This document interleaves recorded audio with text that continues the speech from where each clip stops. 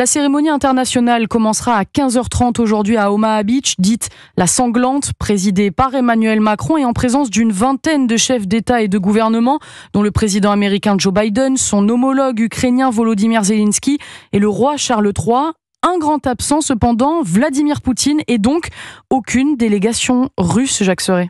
Emmanuel Macron ne l'a pas invité. L'absence du maître du Kremlin sera loin de passer inaperçue. Tous les alliés seront là sur la plage de Saint-Laurent-sur-Mer. L'Américain Joe Biden, le Britannique Rishi Sunak, le Canadien Justin Trudeau ou encore le Néerlandais Mark Rutte, tous sauf Vladimir Poutine. Le mois dernier, il était pourtant question qu'une délégation russe soit conviée. La mission Libération, qui organise les commémorations, avait indiqué que Moscou serait représenté à un autre niveau, au nom de la contribution de l'Union soviétique sur le front Est, mais l'Élysée a finalement renoncé. Même pour l'ambassadeur de Russie en France ou le ministre des Affaires étrangères, Paris estime que les conditions ne sont pas réunies compte tenu de la guerre d'agression contre l'Ukraine.